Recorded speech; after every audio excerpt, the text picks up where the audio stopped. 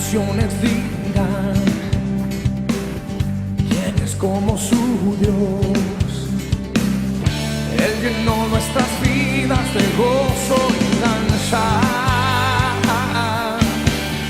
Grandes cosas ha hecho el Señor, grandes cosas ha hecho el Señor. Nos alegraremos en Él, nos alegraremos en Él. Grandes cosas ha hecho el Señor, grandes cosas ha hecho el Señor. Nos alegraremos en Él, nos alegraremos en Él. Ahí sería un buen grito de júbilo. El día de hoy vamos a estar compartiendo entonces la palabra de Josué capítulo 11, los versículos 16 hasta el 23. Por eso quisiera invitarlos ahora a que podamos leer estos versículos de manera alternativa. Dice lo siguiente: tomó pues Josué toda aquella tierra, las montañas, todo el Negev, toda la tierra de Gosén, los llanos, el Arabá, las montañas de Israel y sus valles.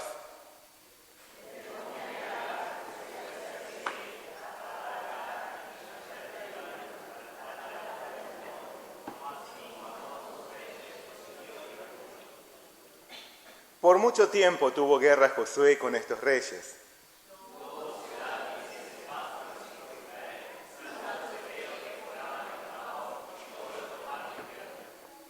Porque esto vino de Jehová, que endurecía el corazón de ellos, para que resistiesen con guerra a Israel, para destruirlos, y que no les fuese hecha misericordia, sino que fuesen desarraigados, como Jehová lo había mandado a Moisés.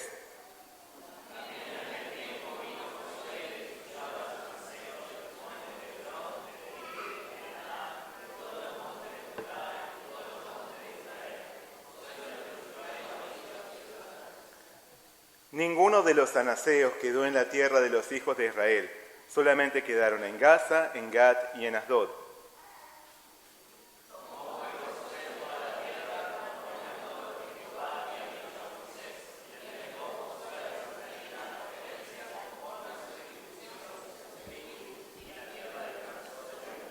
Muy bien, hasta ahí es la palabra del día de hoy. Vamos a hacer juntos una breve oración. Oremos. Señor Padre Celestial, te damos gracias en esta mañana por tu palabra. Gracias porque sabemos que tú quieres conducirnos a tu reposo después de haber llevado una vida de lucha en tu compañía en esta tierra. Guíanos, Señor, en el poder de tu Espíritu Santo para que esta palabra llegue a lo profundo de nuestro corazón. Nos ayudes a llevar una vida verdaderamente despierta espiritualmente para agradarte en todo a ti, agradeciendo esa gracia inmerecida que tú nos has dado. Muchas gracias te damos por todo. Pedimos en nombre de nuestro Señor Jesucristo. Amén. Leamos el versículo clave del día de hoy, que es el versículo 23. A una voz leamos: ya tomó pues Josué toda la tierra, conforme a todo lo que Jehová había dicho a Moisés, y la entregó Josué a los israelitas por herencia, conforme a su distribución según sus tribus, y la tierra descansó de la guerra. La tierra descansó de la guerra. Como hemos estado viendo, ante los continuos éxitos de Israel en su avance militar sobre la tierra de Canaán, los reyes del norte habían perpetrado un plan contra los israelitas. Todas las poblaciones norteñas se reunieron formando un super ejército muy numeroso y poderoso. Aún así, terminaron por ser totalmente derrotados por los hebreos. De este modo, la alianza de los cananeos simplificó la conquista hebrea, porque al ser devastadas todas las tropas en un único enfrentamiento, sus ciudades ya no podrían ofrecer resistencia. Aún así, los israelitas debían afrontar la dura tarea de conquistar región por región. Esto les demandaría varios años de lucha. Dios entregó así la tierra prometida en manos de su pueblo. Les otorgó el premio de su obediencia de fe. Entonces, la tierra descansó de la guerra. Dios es fiel en cumplir todas sus promesas. Una vez que hayamos concluido nuestras batallas, para quienes creemos en Jesús, Él también nos promete un reposo. Así que por más que aún hoy estemos en la lucha, tengamos la plena certeza de que nuestro Señor ya nos ha adjudicado un lugar glorioso, un lugar donde podremos disfrutar de su eterna presencia. Así que seamos fieles y obedientes al Señor mientras aguardamos nuestro reposo. Muy pronto, el fruto de nuestra esperanza saldrá a la luz. Amén. Con la derrota de los oponentes, Israel siguió adelante en la conquista de la región del norte de Canaán. La palabra nos dice que tomó pues Josué toda aquella tierra. Tomó asimismo a todos sus reyes y los hirió y mató. Ya todo el centro y el sur de la tierra prometida habían sido conquistados. Sin embargo, la toma del norte no fue tan inmediata como la había sido en las otras regiones. A diferencia de las expediciones pasadas que duraron apenas unos días, la conquista del norte abarcaría de 6 a 7 años de continua guerra. Por eso el relato destaca que por mucho tiempo tuvo guerra Josué con estos reyes. A pesar de lo agotador de esta labor, los israelitas pelearon sin tregua. Fueron diligentes y obedientes al Señor, confiando en Él hasta el final. Como resultado, obtuvieron el maravilloso galardón esperado. Tomaron dominio de todo el territorio. Canaán ya les pertenecía. Aún así, todavía quedaban pequeños grupos de cananeos que debían ser expulsados. No obstante, esta sería una tarea menor al compararla con los impresionantes enfrentamientos en los que ya habían participado y de los que habían salido vencedores. Dios premia a sus siervos. Dios premia a sus siervos diligentes. Dios premia a sus siervos diligentes que se esfuerzan por obedecerle hasta el final. Dios premia a sus siervos que confían en Él hasta el final. Pero no hay premio para los perezosos, los desobedientes y los incrédulos. No hay premio para los perezosos, los desobedientes y los incrédulos. Por eso Pablo nos alienta a vivir en lo que requiere diligencia, no perezosos, fervientes en espíritu, sirviendo al Señor. Si mantenemos nuestros ojos en nuestro Salvador, luchando sin tregua por su reino, hay una recompensa celestial que Él nos reserva en los cielos. Hay un premio eterno que nos aguarda. Jesús nos dice: sé fiel hasta la muerte y yo te daré la corona de la vida. Sé fiel hasta la muerte. Por lo tanto, como los hebreos, nunca debemos bajar los brazos en nuestra lucha espiritual. Apoyados en la palabra de Dios y el poder de su Espíritu Santo en oración, debemos batallar hasta el final contra el pecado, hasta que la imagen de Jesús se vea reflejada en nosotros, para que el reino de Dios se extienda, trayendo salvación a quienes hoy se pierden, con la mirada puesta en el galardón eterno que nuestro Señor nos prepara. Pablo animó a Timoteo diciéndole: ten cuidado de tu conducta y de tu enseñanza. Persevera en todo ello, porque así te salvarás a ti mismo y a los que te escuchen. Esforcémonos también nosotros por alcanzar una vida de santidad, que se observe en nuestra conducta y en nuestras palabras, confirmando nuestra salvación y anunciando vida eterna a quienes nos rodean, no siendo perezosos, ni desobedientes, ni incrédulos. Si somos diligentes en la lucha, si vivimos en obediencia al Señor, confiando en Él, como lo fue para el pueblo de Israel, no hay otro resultado posible que la victoria. Amén. Todos los reinos cananeos cayeron vencidos ante el juicio de Dios. Todos menos uno. La palabra describe que no hubo ciudad que hiciese paz con los hijos de Israel, salvo los heveos que moraban en Gabaón. En realidad, Dios había determinado que todos los pueblos de Canaán fuesen destruidos. No obstante, los gabaonitas habían engañado a los hebreos con astucia y lograron firmar con ellos un acuerdo de paz. Y Dios, según su gracia y soberanía, permitió este pacto. Sin embargo, ningún otro pueblo pretendió hacer alianza con los israelitas. Por consiguiente, Israel no tuvo otra alternativa que enfrentarlos y derrotarlos. Esto también provino de Dios. La palabra afirma que esto vino de Jehová, que endurecía el corazón de ellos, para que resistiesen con guerra a Israel, para destruirlos, y que no les fuese hecha misericordia, sino que fuesen desarraigados, como Jehová lo había mandado a Moisés. Como dijimos, todos los moradores de Canaán merecían ser destruidos, y esto era a causa de su pecado. Todos estaban bajo sentencia de muerte, todos, como también lo están todos los hombres, todos nosotros, sin excepción. Pablo dijo, no hay justo ni aun uno, por cuanto todos pecaron y están destituidos de la gloria de Dios. Incluso los hebreos merecían recibir la condenación divina, incluso los hebreos.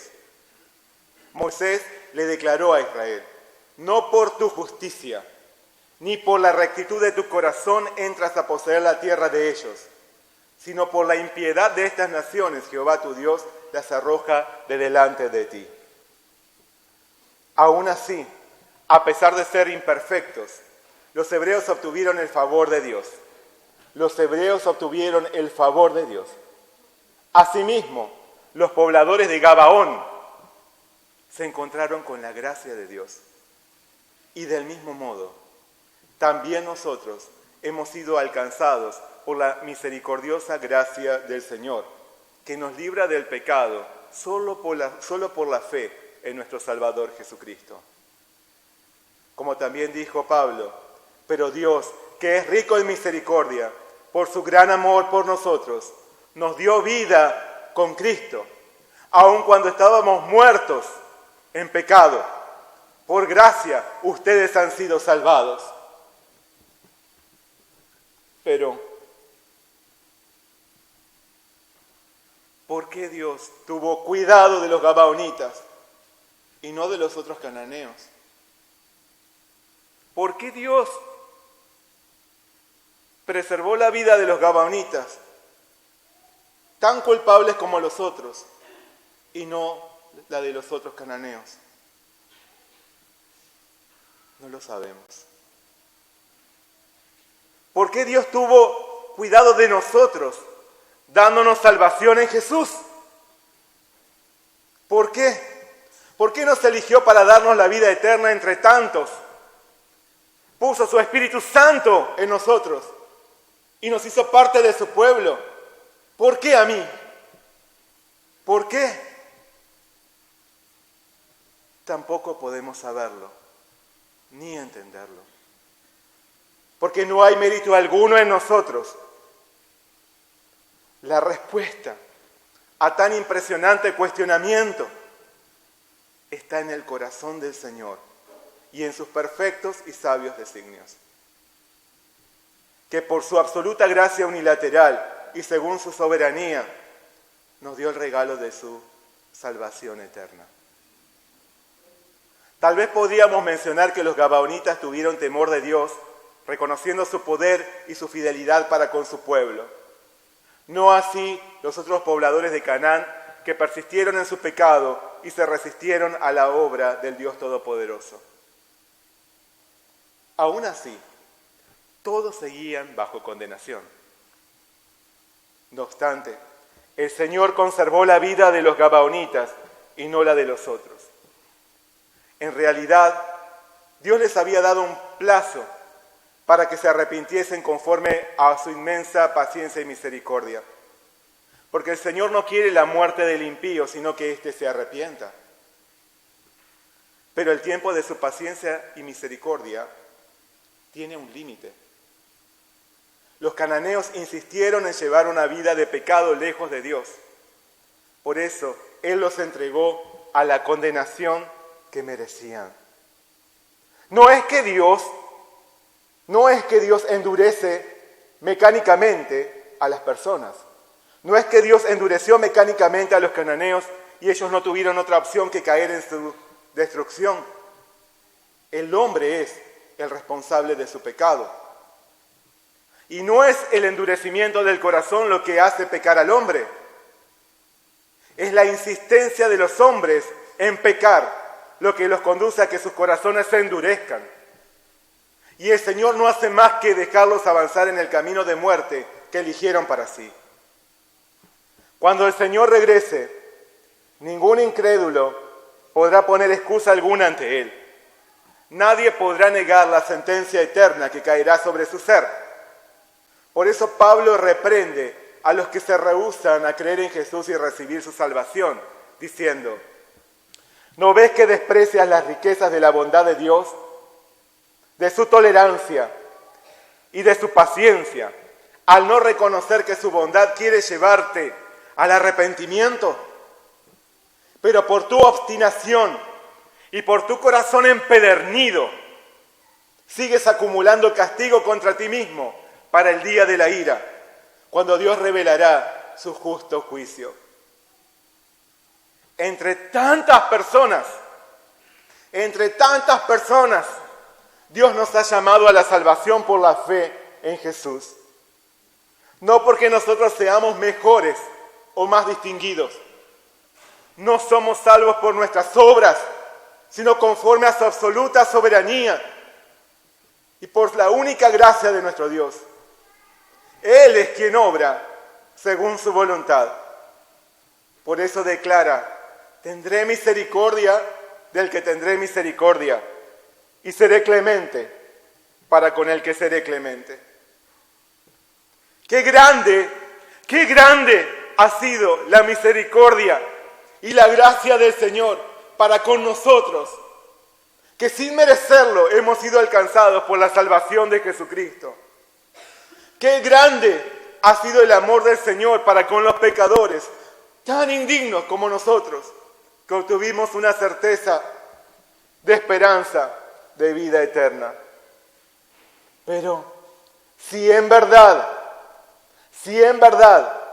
hemos alcanzado esa vida, si en verdad somos conscientes del enorme favor que hemos recibido, jamás podríamos vivir como creyentes tibios o carnales ante el Señor.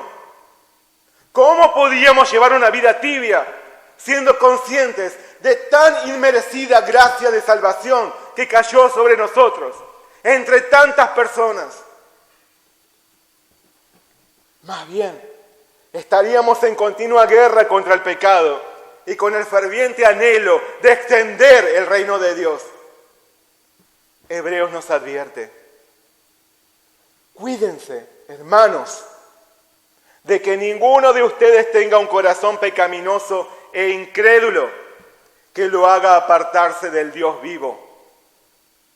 Más bien, anímense unos a otros cada día para que ninguno de ustedes se endurezca por el engaño del pecado.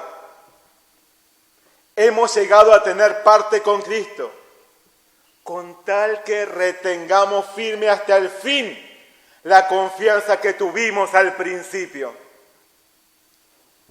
No dejes que tu corazón se endurezca. No dejes que el pecado tome el control de tu vida. No pierdas la oportunidad de venir ante el Señor para recibir su perdón, su amor y su salvación. No dejes de luchar por la santidad a la que fuiste llamado, porque tu Dios es santo y Él quiere que llevemos una vida santa. Amén. Por lo tanto, seamos diligentes en nuestra batalla espiritual. No perezosos, no desobedientes, no incrédulos. No dejemos de luchar contra el pecado que busca tomar dominio de nuestro corazón y que procura insertarse en nuestra sociedad para la destrucción de los hombres. Antes, perseveremos en la salvación que hemos recibido por gracia y extendamos esta salvación a quienes hoy están bajo condenación, con los ojos puestos en el galardón que el Dios fiel y todopoderoso nos ha prometido. Amén. La tierra de Canaán ya había sido tomada por el pueblo de Israel. Los reinos del centro, sur y norte habían caído ante los hebreos. Aún así, Josué no se contentó con esto. Él sabía que la lucha no debía detenerse, sino hasta después de expulsar el resto de los cananeos que todavía habitaban dentro de la tierra prometida. Por eso la palabra señala que también en aquel tiempo vino Josué y destruyó a los anaseos. Ninguno de los anaseos quedó en la tierra de los hijos de Israel, solamente quedaron en Gaza, en Gat y en Asdod. Los anaseos eran descendientes de Anac, una raza de gigantes, hombres de gran altura, cuya mera presencia amedrentaba a los forasteros. Esto fue también lo que les había pasado a los hebreos unos 50 años atrás. En aquel entonces, Moisés había enviado 12 espías a la tierra prometida, disponiéndose a entrar para tomar posesión de ella. No obstante, 10 de los 12 espías fueron sumamente pesimistas en sus reportes y desmoralizaron al pueblo. Entre sus dichos, mencionaron a los anaseos que vivían en el territorio a conquistar.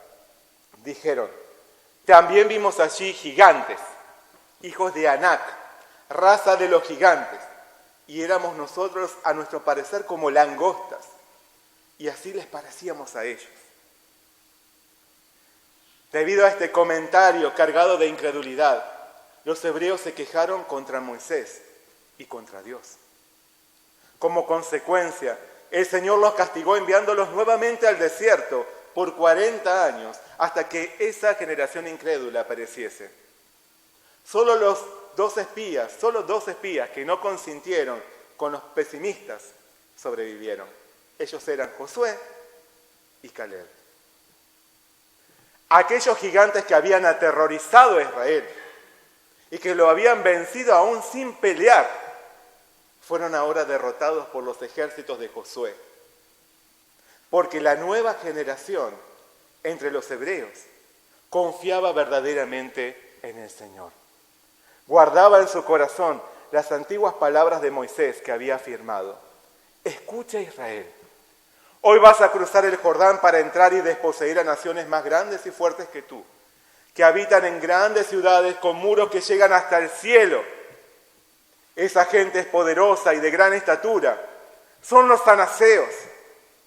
Pero tú entiende bien hoy que el Señor tu Dios avanzará al frente de ti y que los destruirá como un fuego consumidor y los someterá a tu poder. Tú los expulsarás y los aniquilarás enseguida, tal como el Señor te lo ha prometido. En esto creía la nueva generación de los hebreos. Recuerdo que cuando estaba en el secundario, no hace tanto tiempo como muchos piensan, una profesora de matemática hizo un comentario que me ayudó desde ese momento y en adelante, incluso en mi carrera universitaria. Ella dijo que la razón principal por la cual los alumnos desaprobaban su materia, matemática, no era porque no estudiasen, sino porque miraban el enunciado y dejaban en blanco la consigna. Se daban por vencidos antes de empezar a desarrollar el ejercicio. Pero los que intentaban realizar lo que se les pedía, habiendo estudiado, eran los que lograban resolverlo. Para muchos, la matemática es como un gigante que los amedrenta y no pueden traspasar. Pero justamente para vencer a ese gigante es necesario hacerle frente. Existen en nuestra vida muchos gigantes ante los cuales nos sentimos vencidos antes de enfrentarlos. Dejamos en blanco la consigna. Gigantes que evadimos para no caer nuevamente en el sentimiento de frustración. Gigantes que nos engañamos a nosotros mismos diciendo que los enfrentaremos más tarde. Gigantes que condicionan nuestra vida y que no dejan de amedrentarnos. Una materia pendiente, un problema familiar, una herida del pasado, un dolor sin resolver, una persona que nos intimida, una característica de nuestra personalidad, un sentimiento, un pecado oculto y bien arraigado, etcétera, etcétera. Dios hoy nos llama a ponernos frente a esos gigantes que nos inspiran frustración y temor, a ponernos frente al símbolo de nuestro fracaso para que lo venzamos en su ayuda. Porque no habrá paz en nosotros si no los enfrentamos, si no los expulsamos y derrotamos, por la fe en nuestro Señor que nos promete la victoria. Pero como nos dice Moisés, entiende bien hoy que el Señor tu Dios avanzará al frente de ti, que Él los destruirá con un fuego consumidor y los someterá a tu poder. No por tu fortaleza, no por tu capacidad, no por tu fuerza de voluntad. Por el Señor podrás vencer a tus gigantes más temibles. Así que, confiando en nuestro Dios, demos por concluidas nuestras huidas, amedrentamientos y frustraciones frente a los gigantes. ¿Cuál es tu gigante? ¿Cuál es tu gigante? ¿Cuál es tu anaseo? Nuestro Padre Celestial nos llama hoy a hacer frente al gigante y nos llama a obtener en él la paz de la victoria. Amén. Finalmente la palabra resume.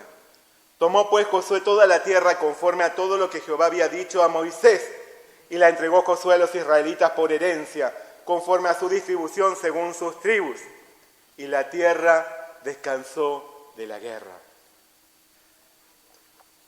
Josué tomó toda la tierra conforme a las promesas del Señor, y la tierra descansó de la guerra.